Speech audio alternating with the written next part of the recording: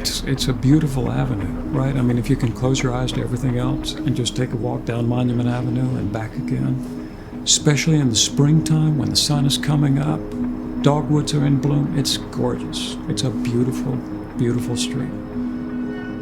All you have to do is shut your eyes to every other reality.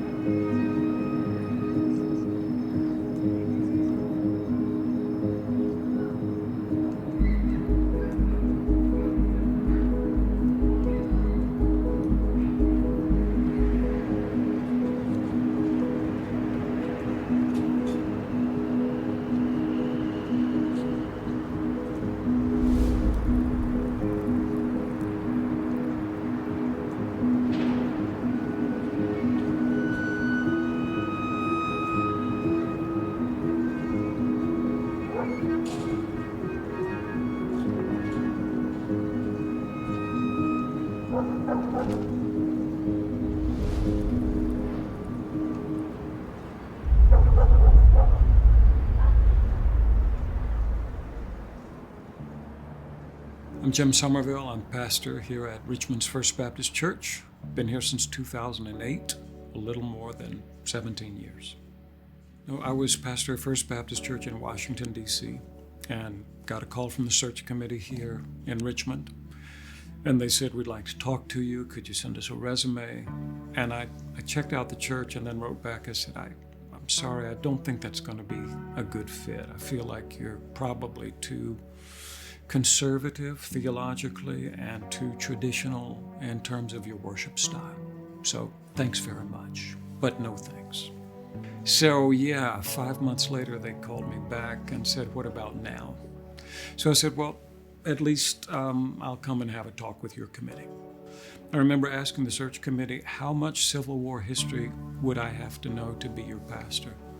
And they agreed. Some, at least some. So I think they were aware of that. I don't think it defined the church. The statue of Stonewall Jackson didn't define the church, even though it was right on the corner.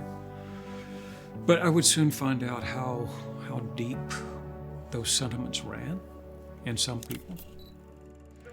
Moment, we can now project the winner of the presidential race. CNN projects. Pennsylvania goes to Donald Trump. Donald, thank you very much.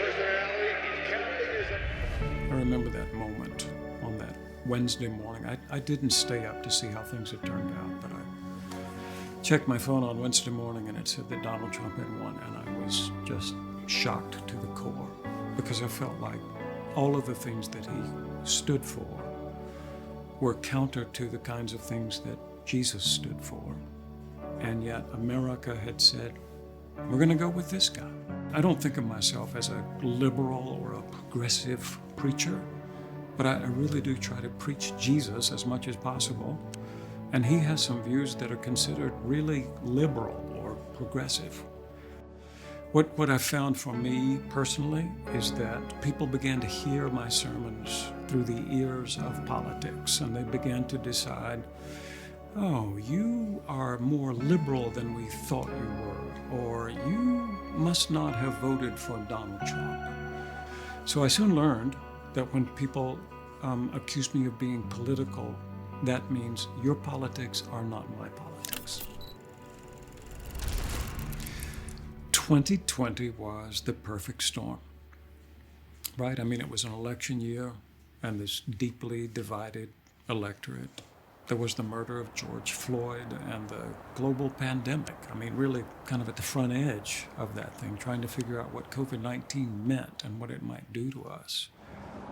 So what I was hearing here on the avenue is that, night after night, people were gathering to protest racial injustice, and that the city was reacting to this as if there was looting, burning, rioting going on somewhere downtown, and the police were responding to this very aggressively.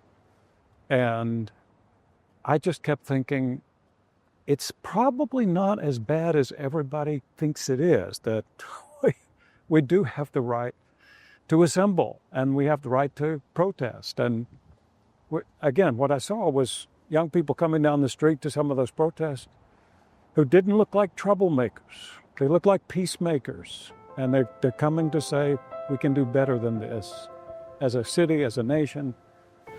Right here on Monument Avenue, we've got people protesting and carrying signs, and our response was to give out bottles of water because people get thirsty, all kinds of people.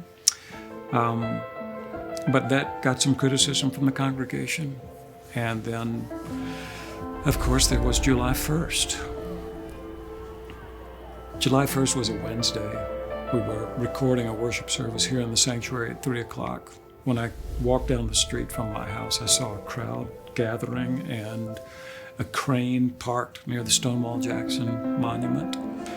And yeah, they had looped the webbing around the statue and they were getting ready to lift it off the base. And then it began to rain. I mean, it was pouring rain, but nobody left. They wanted to see this thing happen. And sure enough, Stonewall Jackson begins to come up off the pedestal, and a staff member came to me and said, "Can we ring the bell?" And so we began ringing the bell, and Channel 8 was there recording everything on television cameras. And that night, that's what showed on TV. Pouring rain, here goes the statue of Stonewall Jackson, here's the church bell at First Baptist, just ringing. And my phone began to ring, like nonstop.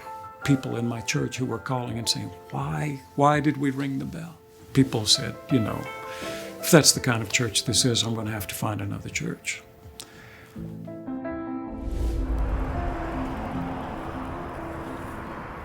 So let me tell you about this bell. Yeah, tell me about Right here. This bell was offered to the Confederacy and given to be melted down to make like cannonballs or cannons. But the Thomas family bought it back.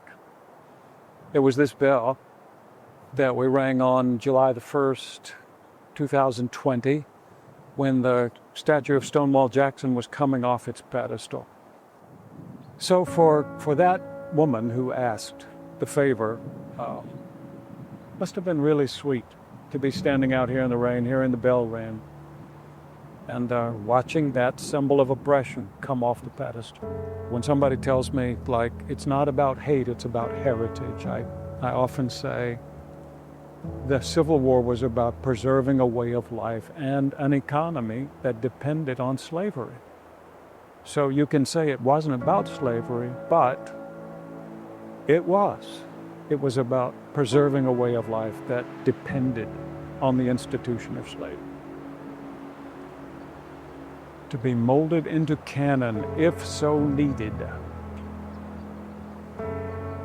To save the bell through arrangement made with the Confederate Secretary of War, Mr. Thomas gave for it a stated sum in gold coin. And through the years it has rung as it rings today, peace on earth, goodwill to men.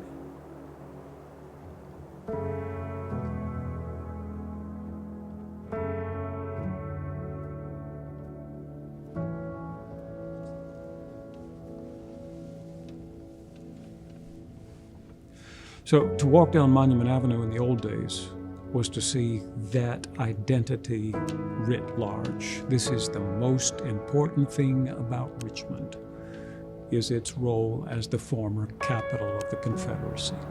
And we have erected these statues to these Civil War generals so that Richmond will never forget what it was and the important role that it played in that struggle. That feels different to me now, especially since the monuments have come down. So I love the way Richmond is becoming a modern city with modern concerns. For a long time, it felt like the number one export from Richmond was Civil War history. And maybe there's some sense in which that is still true. But I see so many other things happening now and new things happening. The relationship with the Avenue is different than it used to be. And I think that's because the monuments have come down. Whoever decided that that would be a good idea for the city and for its future, I think they were right about that in terms of separating Richmond from that Civil War history in some sense. You know, in some ways, to erase those monuments from the avenue, it's like wiping the slate clean and saying, what do we want to become now? What could we become if we weren't so tied to that Civil War past?